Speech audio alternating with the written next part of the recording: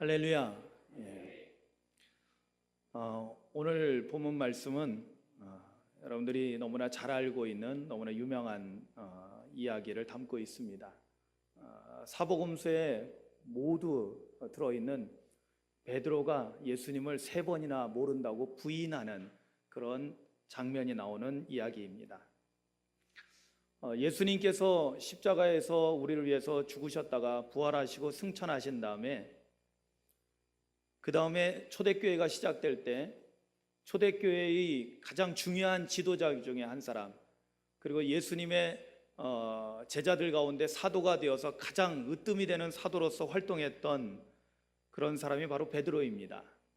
그런데 당시에 가장 중요한 지도자인, 교회의 지도자인 베드로에 대해서 오늘 성경은 그의 너무나 처참한 실패에 대한 이야기를 사복음서에서 다 같이 다루고 있다는 사실입니다. 이것은 굉장히 중요한 의미를 가지고 있습니다. 왜냐하면 가장 어떻게 보면 예수님을 가장 가까이에서 섬겼고 또 예수님의 특별한 사랑과 총애를 받았고 그리고 예수님을 정말로 사랑했던 그런 베드로의 모습 속에서, 그런데 너무나 그때 당시에 초대교회 평범한 많은 성도들도 결코 범하지 않았던 예수님을 모른다고 부인하는, 그것도 3번씩이나, 심지어는 저주하면서까지도 부인하는 그런 대목을 성경에서 빠지지 않고 다루고 있다는 것은 그만큼 이 이야기가 오늘날 그리스도인들에게 매우 중요한 의미를 가지고 있다는 것을 보여주고 있다는 것입니다.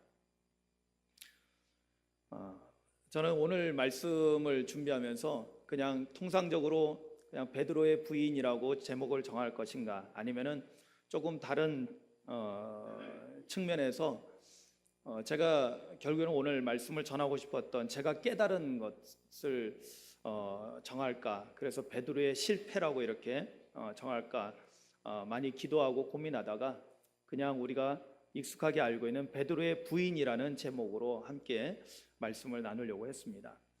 여러분, 오늘 말씀을 보면은 그냥 이렇게 된 것이 아닙니다. 여러분, 우리 인생을 살다 보면은 어떤 일이 일어날 때 보면은 그게 그냥 우연히 그렇게 되어진 것이 아니라 다 인과관계가 있다라는 사실을 우리는 알 수가 있습니다. 오늘 베드로의 이 부인에 이르는 하나의 베드로의 실패죠. 왜 실패라고 제가 표현하냐면 이 베드로의 부인하는 과정을 보게 되면은 이것은 베드로의 각오로부터, 다짐으로부터 시작됩니다. 우리가 지난번에 보았던 말씀인데요, 여러분들 좀 앞쪽으로 가서 33절을 한번 보시겠습니다.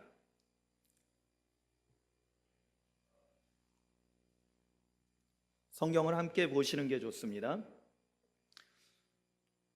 31절부터 보는 게 좋을 것 같아요. 왜냐하면 예수님께서 그때 당시에 시몬 베드로에게 하셨던 말씀을 보면서 거기에 대한 답변으로 베드로가 뭐라고 말했는지를 함께 보는 것입니다. 31절에 예수님께서는 시몬 베드로에게 이렇게 말씀하십니다. 시몬아, 시몬아, 시몬이 베드로입니다. 보라, 사탄이 너희를 밀가부르듯 하려고 요구하였으나 그러나 내가 너를 위하여, 베드로를 말하는 거죠, 너를 위하여 너의 믿음이 떨어지지 않기를 기도하였노니 너는 돌이킨 후에 내 형제를 굳게 하라. 이렇게 예수님께서 말씀하셨습니다.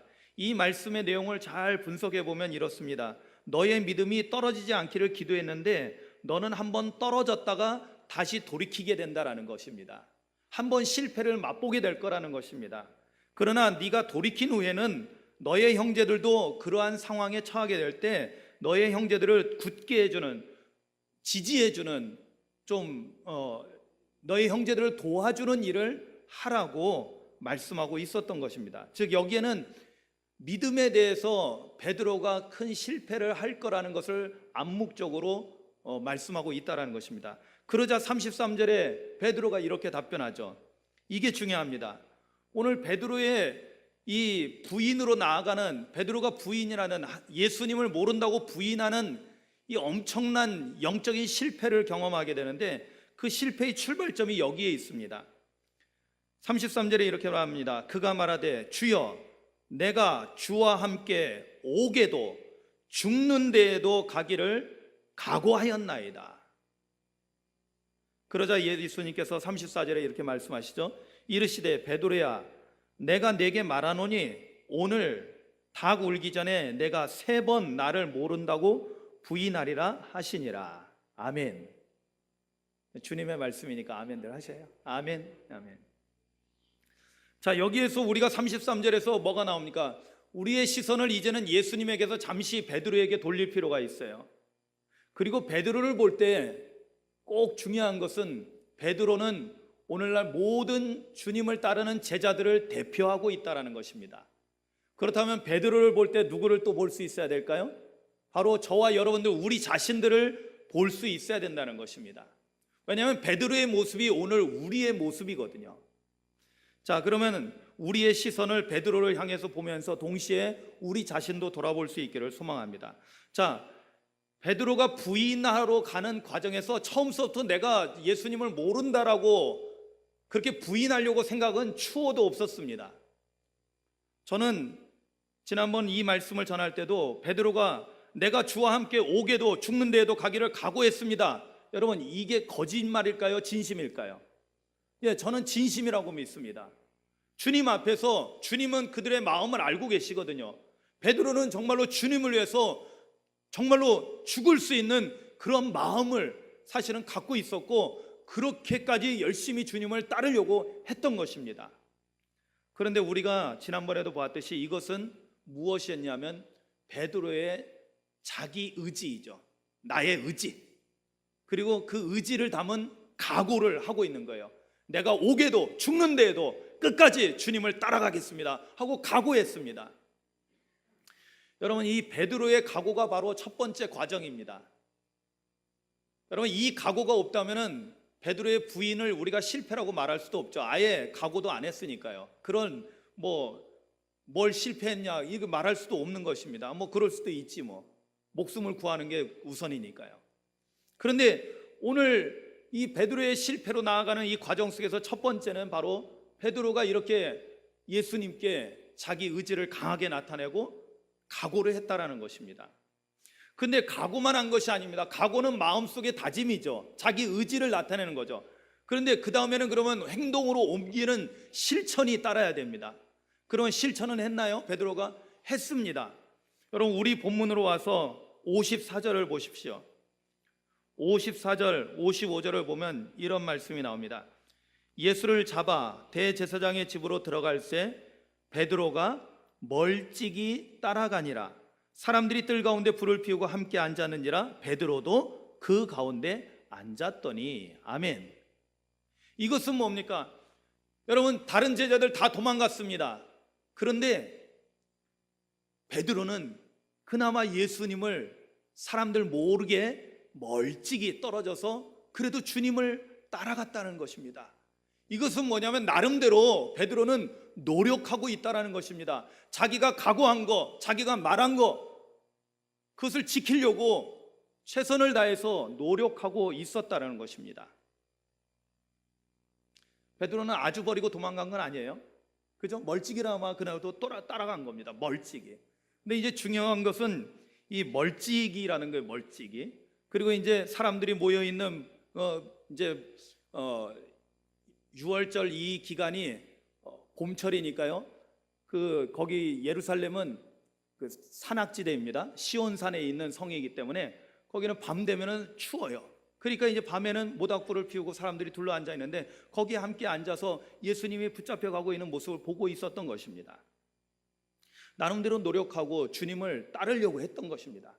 정말로 오게도 죽는 데에도 따라가려고. 그런데 아직 정말로 인간이 연약한지라 무서워서 자기도 붙잡힐까 봐 가까이는 가지 못하고 멀찍이 이렇게 나름대로 노력을 하고 있다는 것을 우리는 오늘 말씀을 통해서 알 수가 있습니다. 그러나 이러한 각오와 이러한 행동으로 나타난 노력이 그 다음 대목으로 넘어가면서 아주 쉽게 무너져 버리고 맙니다. 여러분, 56절을 보십시오. 한 여종이 등장합니다. 한 여종이 베드로의 불빛을 향하여 앉은 것을 보고 주목하여 이르되 이 사람도 그와 함께 있었느니라 라는 그 한마디에 베드로는 그가 지금까지 마음에 다짐하고 각오했고 나름대로 조금이나마 주님을 따르려고 했던 그러한 노력조차 모든 것을 다 무너뜨리고 맙니다. 57절에 베드로가 부인하여 이르되 이 여자여 내가 그를 알지 못하노라 하더라. 이어서 또 다른 사람이 말합니다. 너도 그 도당이라. 그러자 베드로가 또 부인합니다. 이 사람아 나는 아니다 라고. 그러다 또 조금 있다가 또 한 사람이 세 번째로 장담하면서 말합니다. 이는 갈릴리 사람이니. 여러분 우리가 말해보면 전라도 사람인지 경상도 사람인지 사투리를 보면 알 수 있잖아요. 유대인들에게도 갈릴리 지역 사람들의 사투리가 있었던 거예요. 그래서 말하면 이 사람이 갈릴리 지역 사람이라는 걸 알 수 있다는 거예요. 예수님은 나사렛 출신이기 때문에 갈릴리 사람들 도당이라고 여겼던 것입니다.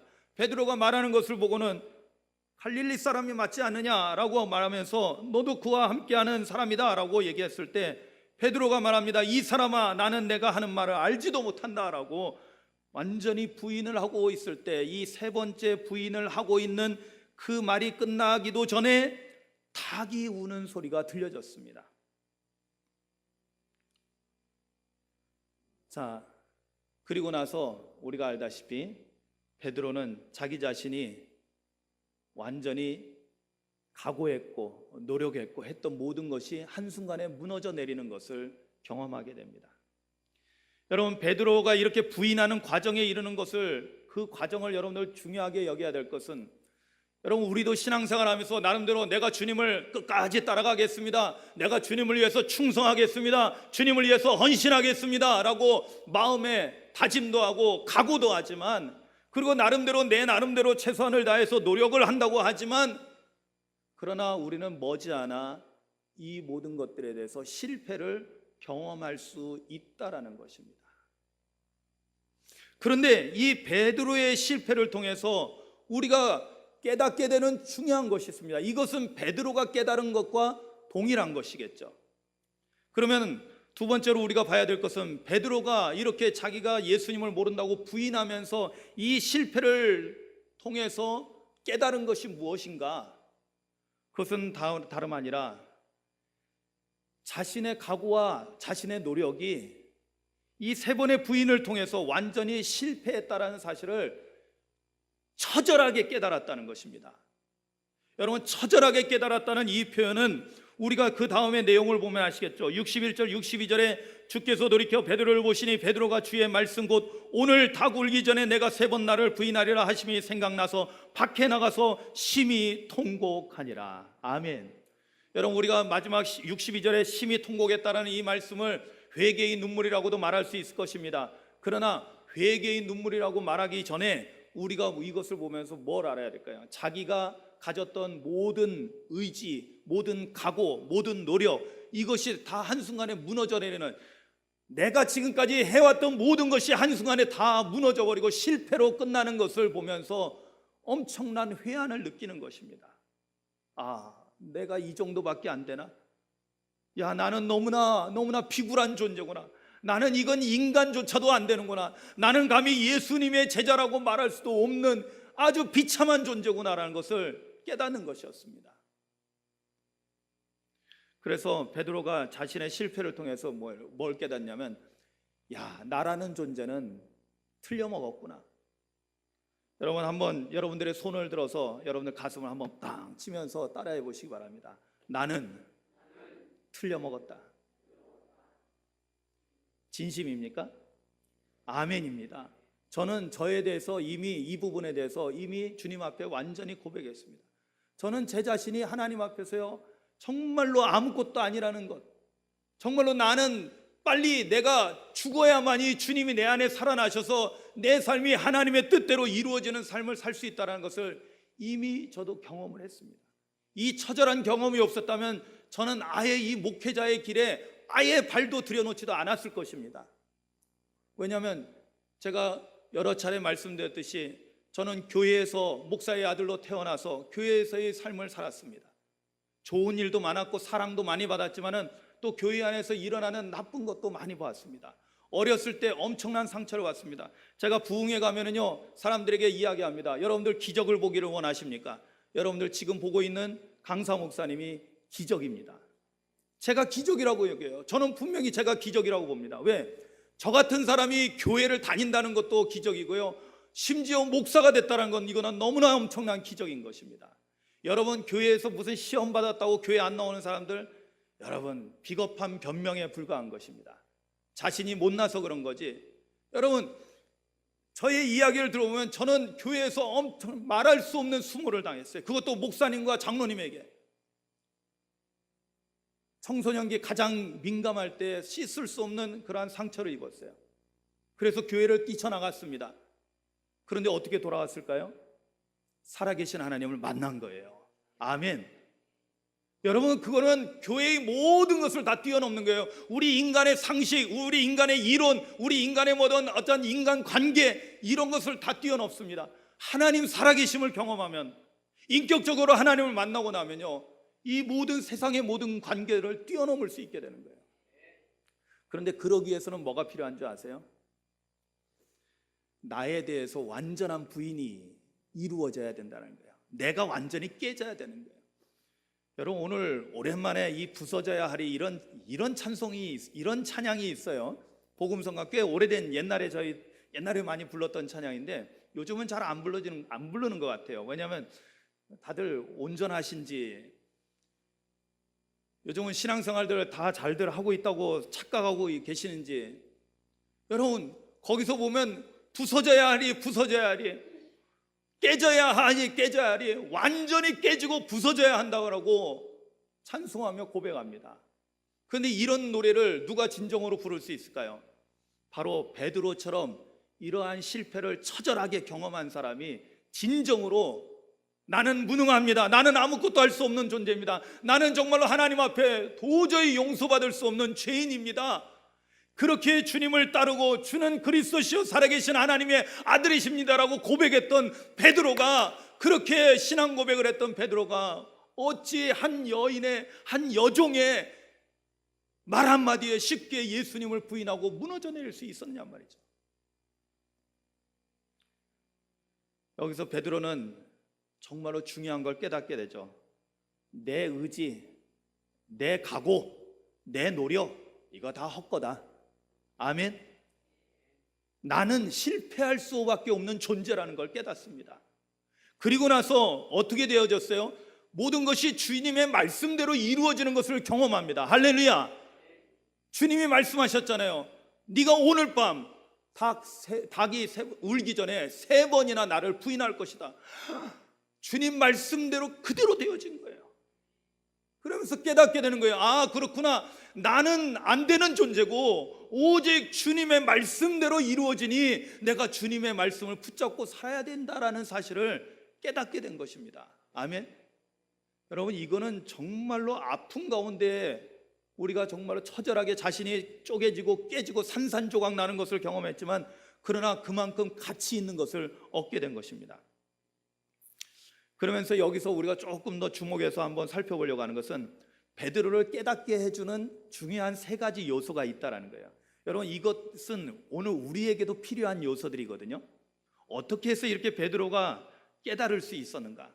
내가 어떻게 이렇게 주님 앞에 보잘것없는 나는 정말로 안 되는 존재라는 것, 그리고 오직 주님의 말씀대로만 되어진다는 것을 어떻게 깨닫게 됩니까? 3가지 중요한 요소가 나옵니다. 하나는 청각적인 요소가 먼저 있습니다. 청각적인 요소는 귀로 들리는 거죠. 뭐예요? 바로 닭 울음소리입니다. 닭 울음소리를 들었을 때 주님이 말씀하신 것들이 떠오르게 되는데, 그 소리가 정말로 뭔가 그에게 경종을 울리는 것입니다. 정신을 번쩍 들게 하는 거죠. 내가 지금 뭐 하고 있지? 사랑하는 성도 여러분, 오늘 여러분들의 귀도 열려지시기를 주님의 이름으로 축원합니다. 오늘 말씀이 들려질 때 여러분, 말씀을 듣는 것을 통해서요, 여러분들의 영혼이 깨어 일어날 수 있기를 주님의 이름으로 축원합니다. 제가 여러 번 고백했듯이 제가 결정적으로 하나님 앞에 돌아오게 된 것이 뭐라고 했어요? 참 우습게도 저는 제가 대학에서 조교 생활을 할 때 교수님들하고 함께 회식을 하는 자리에서, 그 회식을 하다 보니까 술도 먹고 그러는 가운데서요, 술자리에서 주님의 음성이 저에게 들려온 거예요. 택순아, 너 지금 어디에 있느냐?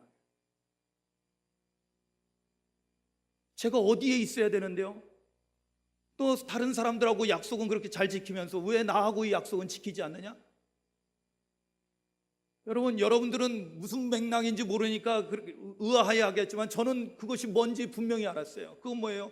제가 하나님 앞에 나는 목사가 되겠습니다, 나는 주의 종이 되겠습니다 하고 제가 서원을 했었거든요. 그런데 저는 세상 길로 갔던 거예요. 잘 나가고 있었죠. 교수님들에게 인정받고 잘 나가고 있었습니다.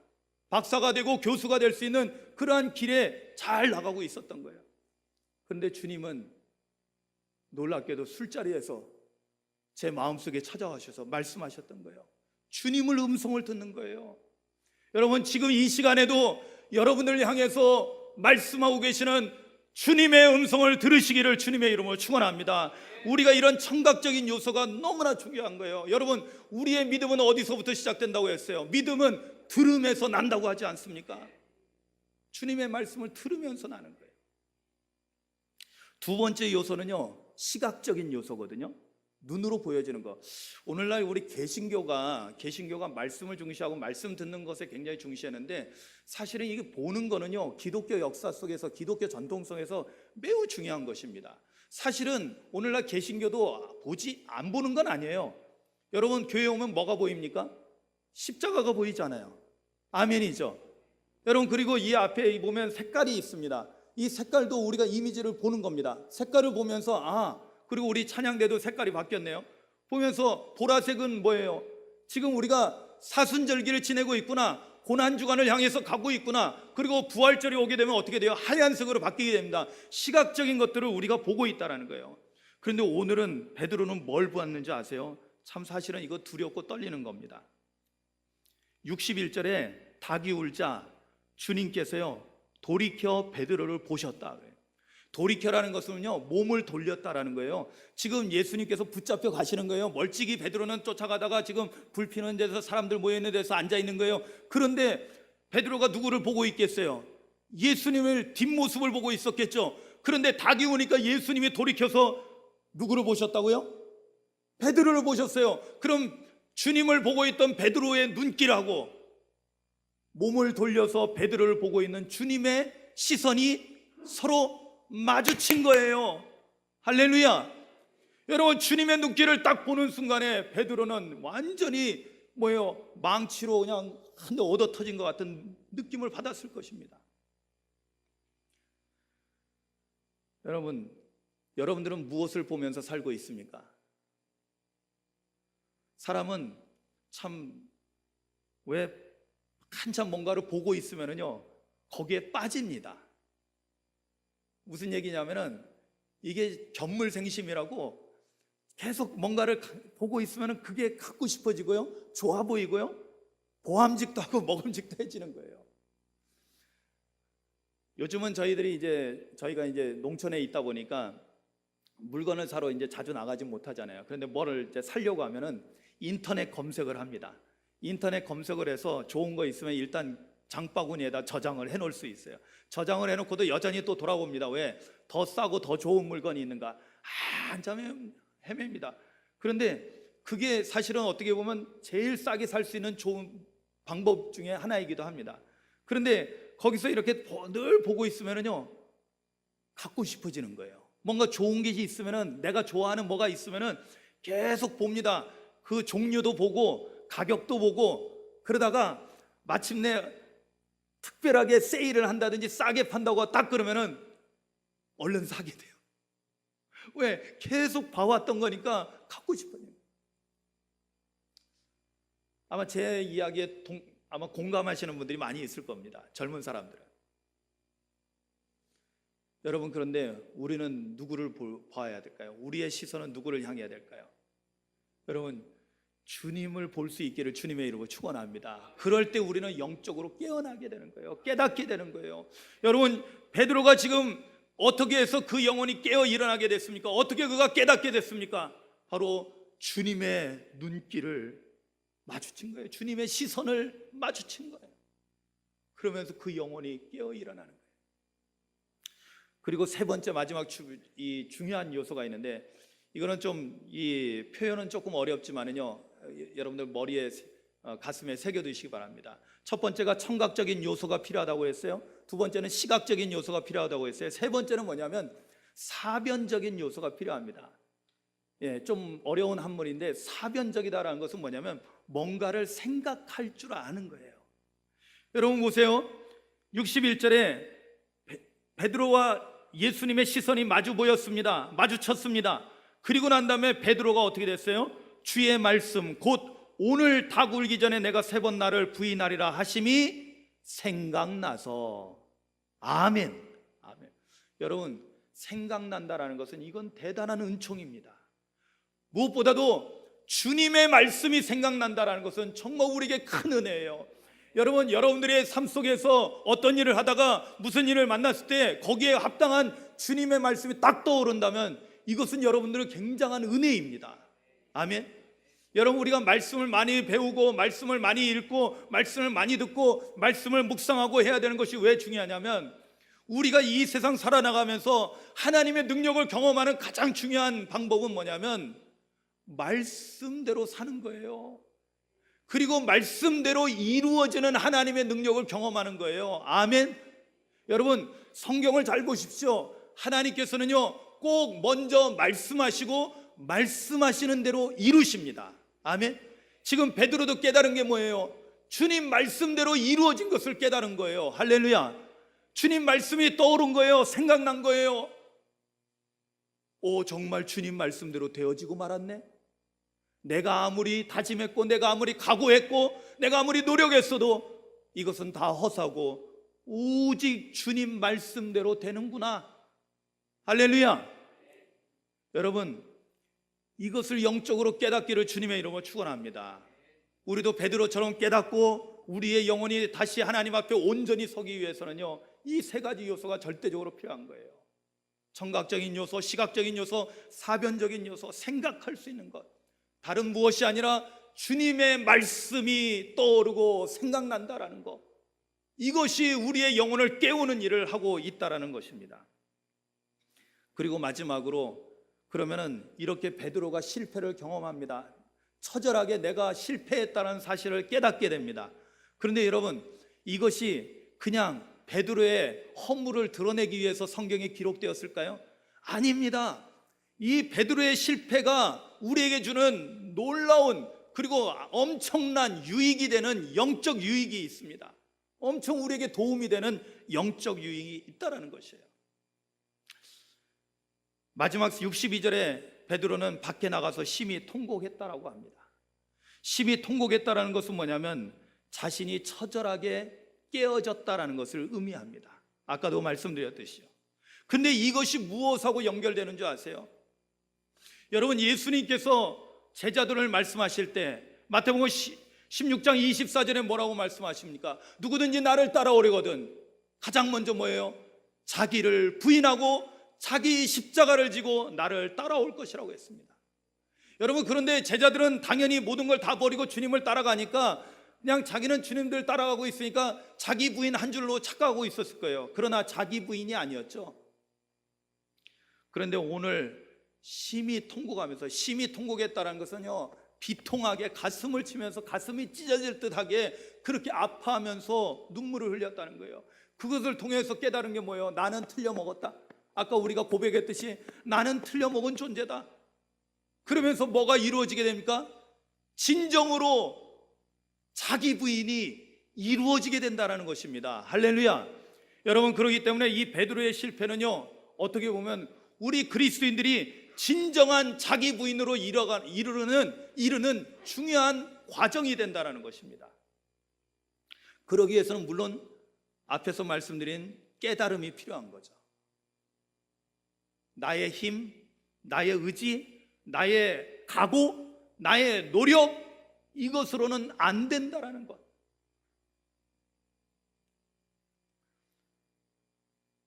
그리고 나서 무엇을 깨닫게 되냐면요 누가복음 17장 10절 예전에 봤던 말씀인데요 예수님께서 이런 말씀하셔요. 이와 같이 너희도 제자들에게 말씀하신 거예요. 너희도 명령받은 것을 다 행한 후에 이르기를 우리는 무익한 종이라 우리가 해야 할 일을 한 것뿐일지라 할지니라. 아멘. 이게 뭐예요? 여러분, 여기서 명령받은 것을 다 행한 후에, 이게 뭐냐면은 첫 번째는 자기 부인을 진정으로 하게 되고요, 그리고 두 번째는요, 무엇을 우리가 얻게 되냐면 모든 것이 주님 말씀대로 이루어진다고 했잖아요. 그러니까 주님 말씀에 순종하는 삶을 살 수 있게 되는 거예요. 할렐루야. 그리고 순종하는 삶을 살면서도 내 공로가 있다 없다? 전혀 없다라는 거예요. 내가 내세울 게 있다 없다? 없다라는 거예요. 왜? 나는 철저하게 실패했거든. 나라는 존재는 틀려먹은 존재거든요. 그런데 오직 주님의 말씀이 나를 세워주고, 주님의 말씀이 나를 거룩하게 하시고, 주님의 말씀이 이렇게 나를 능력 있는 삶으로, 승리하는 삶으로 나를 이끌어 주신다는 것을 깨닫게 되는 거예요. 내 힘으로 한 것이 아니기 때문에 뭐라고 고백해요? 나는 무익한 종입니다. 할렐루야. 저는 제가 이 누가복음 17장 10절 말씀을 제 은퇴할 때 제가 쓰려고 마음에 이미 오래전에 새겨놨습니다. 은퇴할 때 제가 한 말은 딱 한마디인 것 같아요. 저는 무익한 종이었습니다. 아멘. 무익한 종이었죠. 왜? 내가 한 게 없거든요. 여러분, 여기서 우리가 얻는 영적 유익은 두 가지로 나타나요. 하나는 하나님 말씀에 절대 순종하는 순종으로 나타나고요, 거기에다가 순종에다가 또 뭐가 겸비되냐면은 바로 겸손이 겸비되는 거예요. 제가 말씀드렸죠. 옛날 수도원 운동할 때 모든 것을 다 갖추고 엄청난 영적인 능력을 나타냈다 할지라도 겸손이 빠지면 다 헛거라고 그랬어요. 겸손을 가장 중요한 덕목으로 얘기했습니다. 주님을 따르는 제자들에게 있어서 가장 중요한 덕목 두 가지가 바로 순종과 겸손이거든요. 그런데 오늘 베드로의 실패를 통해서, 또한 베드로의 실패는 오늘 저와 여러분들의 실패가 되어야 합니다. 아멘. 그래야지 우리도 진정으로 자기 부인을 하게 되고, 그리고 우리가 주님 말씀에 순종하면서 더불어서 겸손할 수 있는, 순종과 겸손을 겸비한 그리스도인이 된다라는 것입니다. 할렐루야.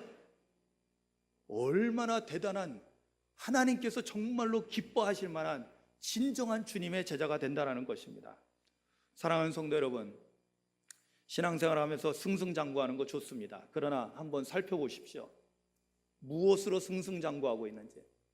여러분들, 내 생각, 내 의지, 내 각오, 내 노력, 내 힘으로 만약에 여러분들 잘 되어 왔다면 여러분, 그거는 성공하는 것이 아닙니다. 아마 어쩌면 멸망하는 길로 가고 있는지도 모를 거예요. 그러나 내 생각을 내려놓고, 내 의지를, 내 각오를 내려놓고, 그리고 내 노력도 내려놓고 오직 주님의 은총을 구하면서 주님 말씀에 순종하는 삶을 살고 주님의 도우심을 힘입어서 살아갈 때 우리는 진정한 승리, 그리고 위대한 하나님의 사람으로서, 거룩한 사람으로서 주님께 기억되는 그리스도인이 될 줄로 믿습니다. 저는 베드로의 부인을 통해서 우리 모두가 이러한 깨달음을 얻고 이러한 영적 유익을 얻게 되기를 주님의 이름으로 축원합니다. 이 시간에 여러분 조용히 눈을 감습니다.